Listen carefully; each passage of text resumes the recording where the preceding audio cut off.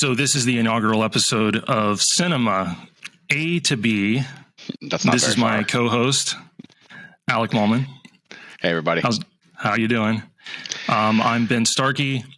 So a real brief reason why in the hell are we doing this? Because we've been discussing these films that we love for almost 20 years, for as long as we've been friends, and I've regretted not recording them. So we're going to fix that in 2023. Yep. So what are we discussing today, Alec? Today we're discussing the Avatar 2, or actually Avatar: The Way of Water. I guess everyone calls it Avatar 2, but that's not actually its name. So yeah, but for the sake of brevity, I think we will call it Avatar 2. Yes. Yeah. So initial thoughts. Well, so I'm not a huge Avatar fan of the first one. So my wife is a huge fan of it, and so we went to go see it in the theater. We saw it in 3D, biggest screen we could get. Wasn't true IMAX, but it was like the next best thing. Visually stunning. Like I have to say, visually it was probably one of the prettiest and most kind of integrated of CGI and real life stuff that I've seen today. The story wise, I was unimpressed. I wasn't bored with the movie, even though I felt like it was definitely a little bit long. I will say it felt really similar to the first one, the story. Like obviously it was kind of the continuation of the first story, but it just felt like they went to a new place and they were doing the same kind of things of a fish out of water story of like, this is a new thing. We've got to learn all the things. So let's do a montage.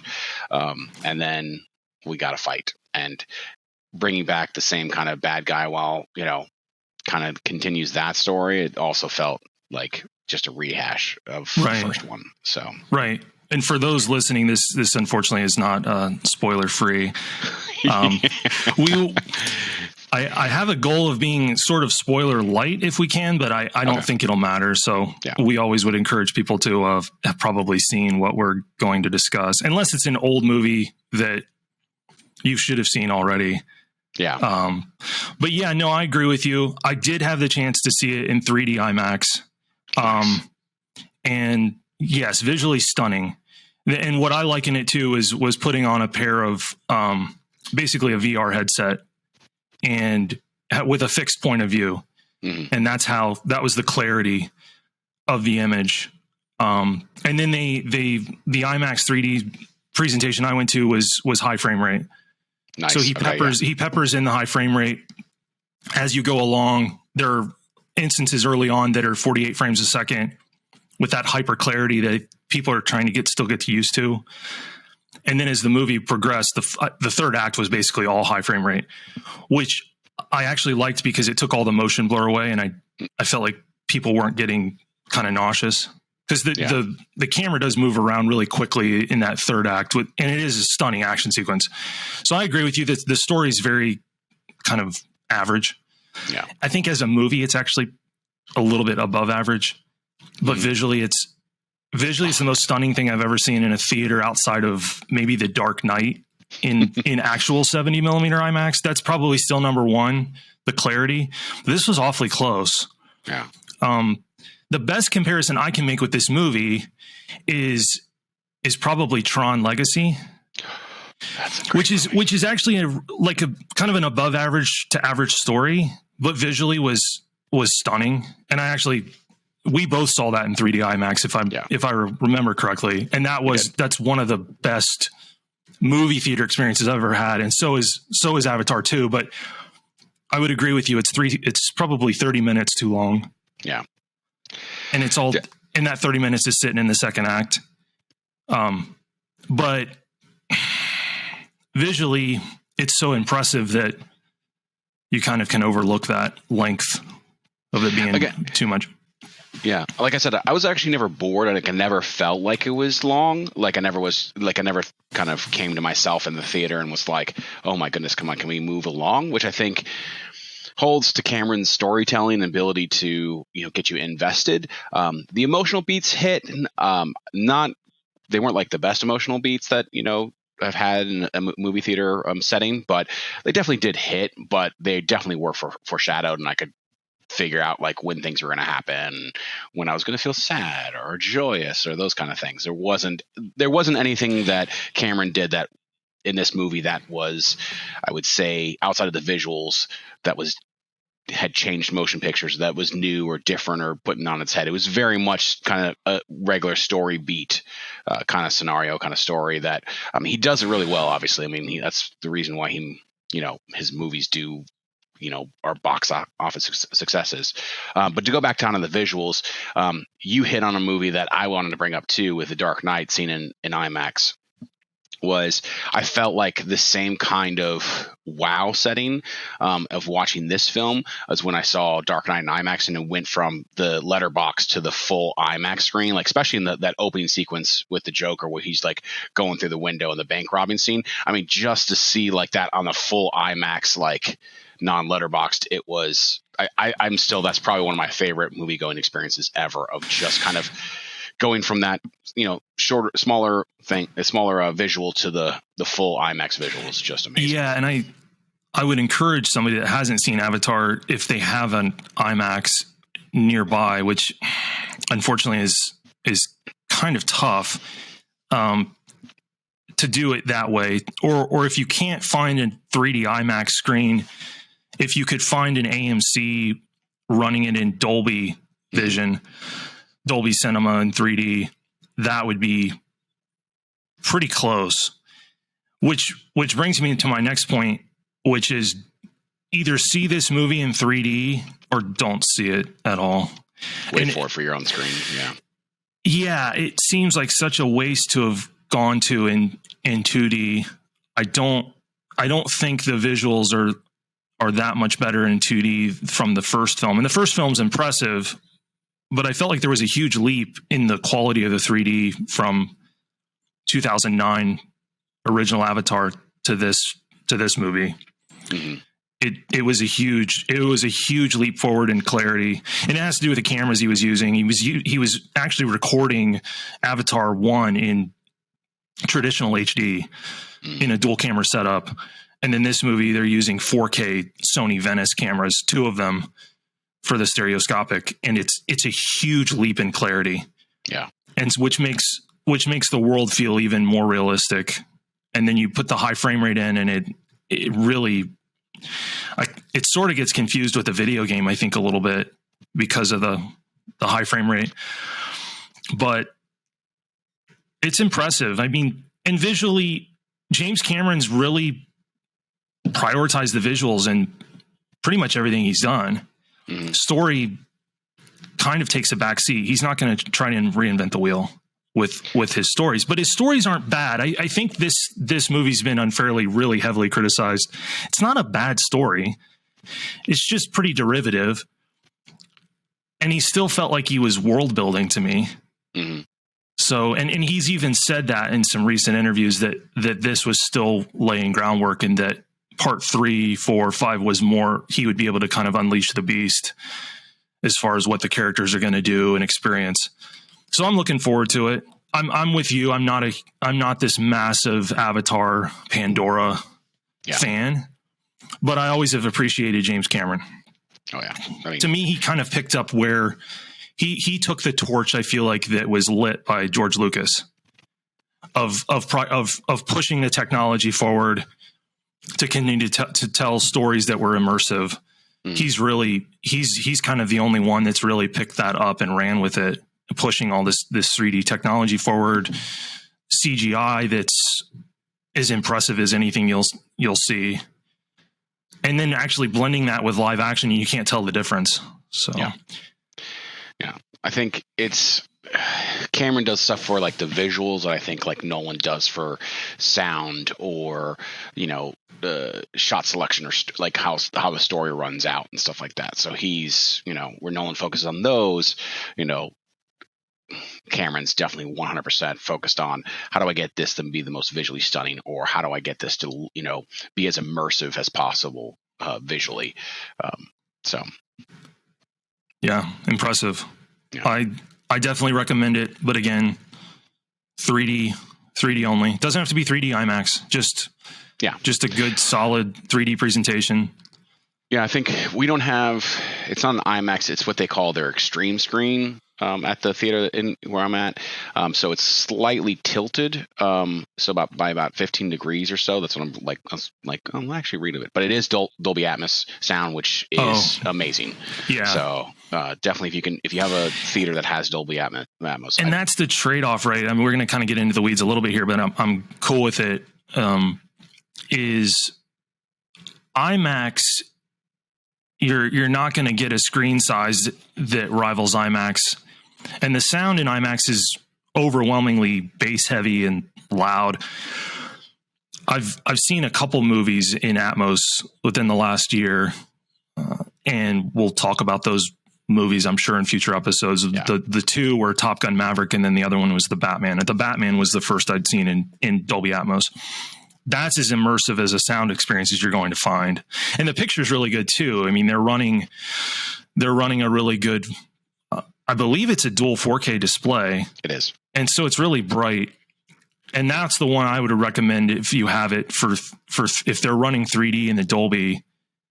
That's probably the best you're going to be able to find with regularity across the country, because hardly anybody's running the laser setup with IMAX. And for those listening that aren't familiar, IMAX basically is broken down. There's 3 tiers of IMAX. There's IMAX 70 millimeter film. There's only a handful of these left in the United States.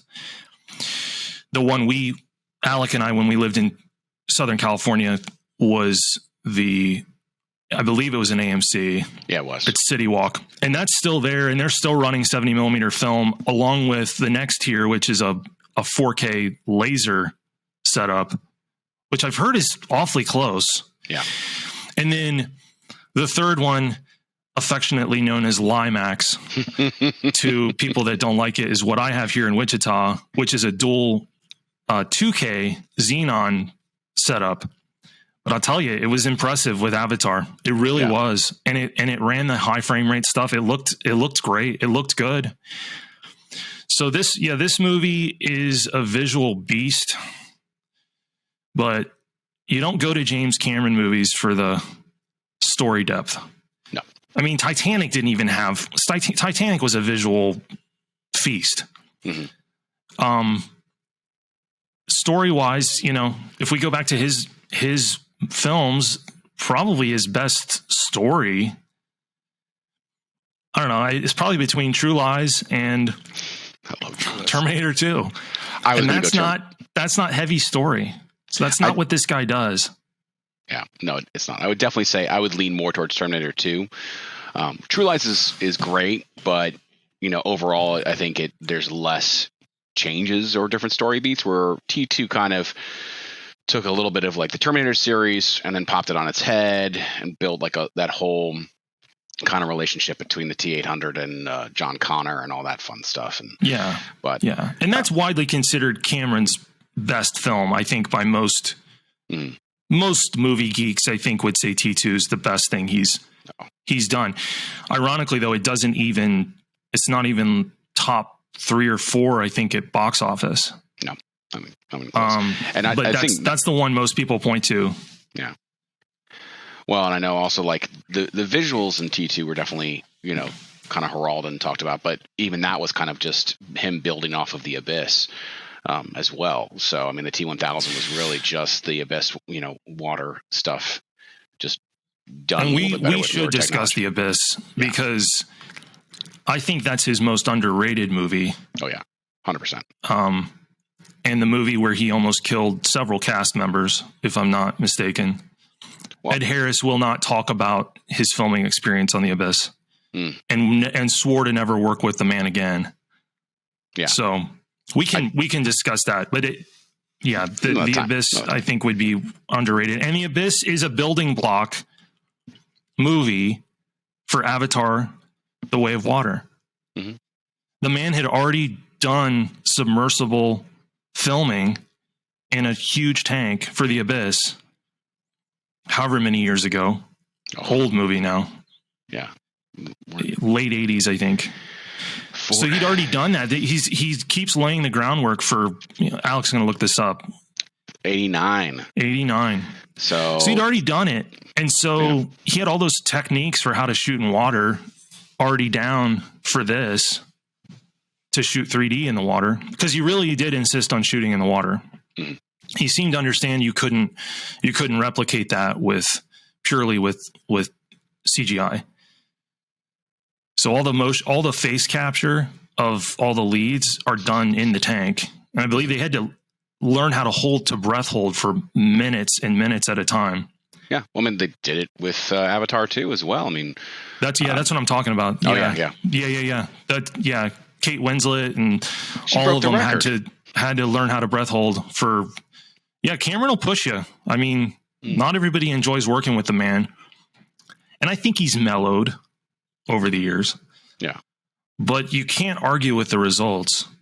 I mean, he is the box office king for sure.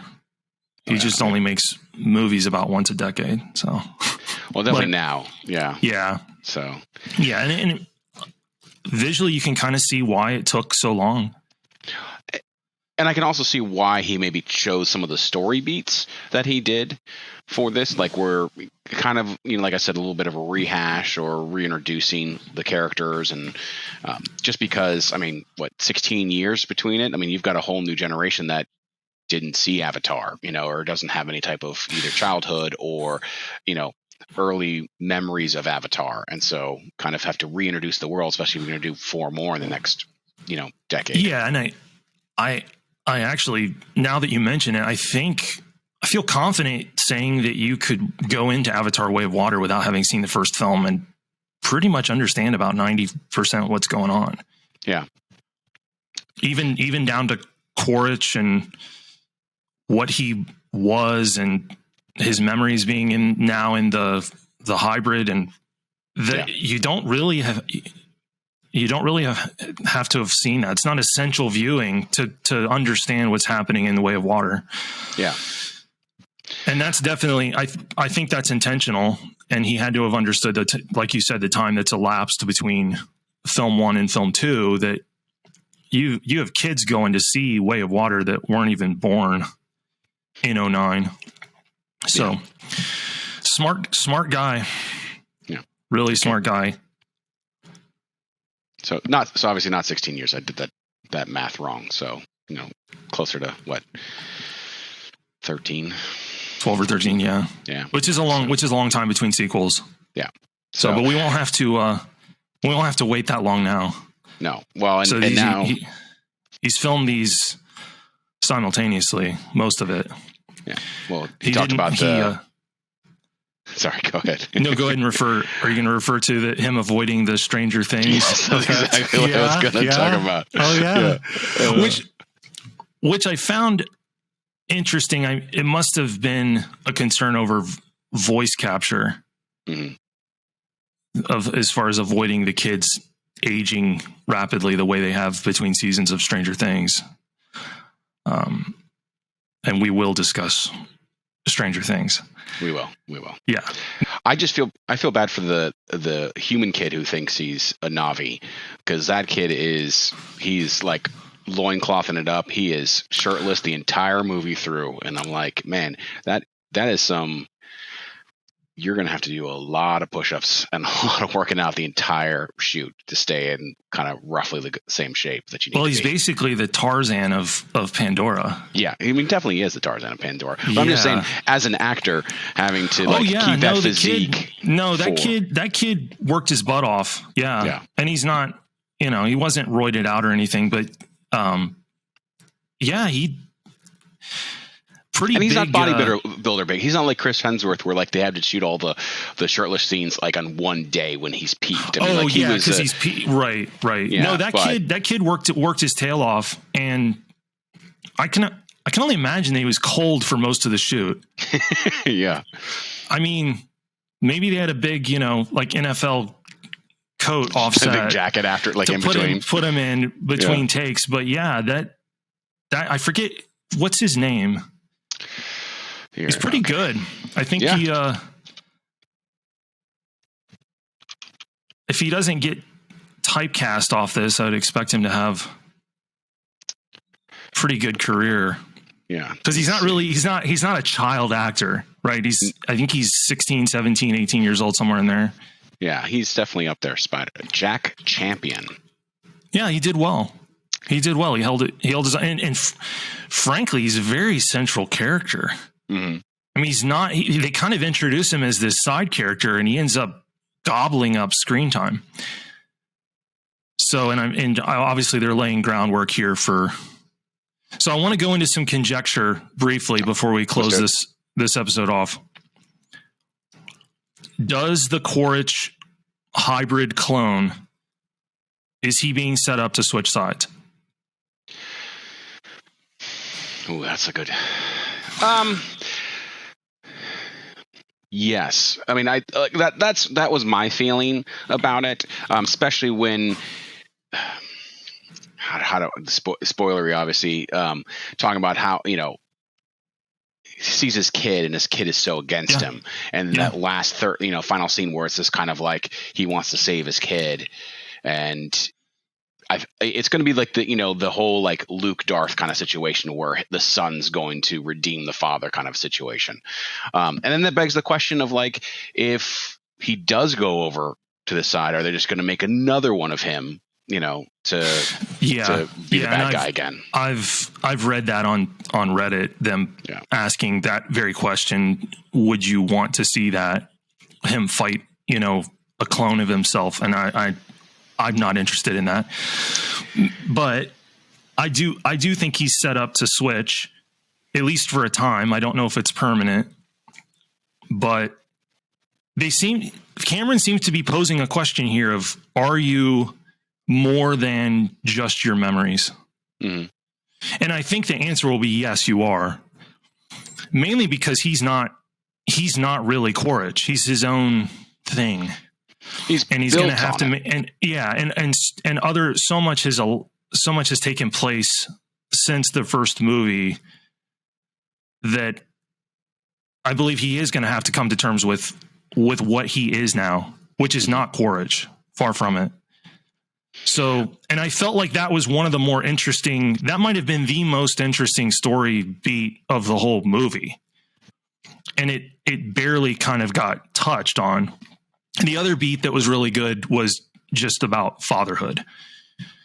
And we're going to continue to see that. But when the movie focused on that with Jake and what it meant to be a dad, a parent, that was really good stuff. And that's stuff that that's content, story stuff you didn't see in the first movie at all. No. The problem was that wasn't consistent throughout. They kind of went away from it for long stretches. But I think that will be rectified in subsequent films. More of what parent, what it is to be a parent, what it is to let these kids go and be their own people, basically. Mm-hmm. And that's interesting. That works within the world he's built. And frankly, that's not something I can recall in any other Cameron movie. That's not stuff he's really touched on. So, well, I think we're about out of time. Yeah, definitely. But stay tuned for more episodes. We're going to try to drop these once a week. Cinema A to B. Again, not very far. Very short. Very short. A to B. Just, one letter over. Yeah, and we're trying to keep these short too, around 20 minutes. I think we went a little bit over that today, but thank you for tuning in and watch for the next drop.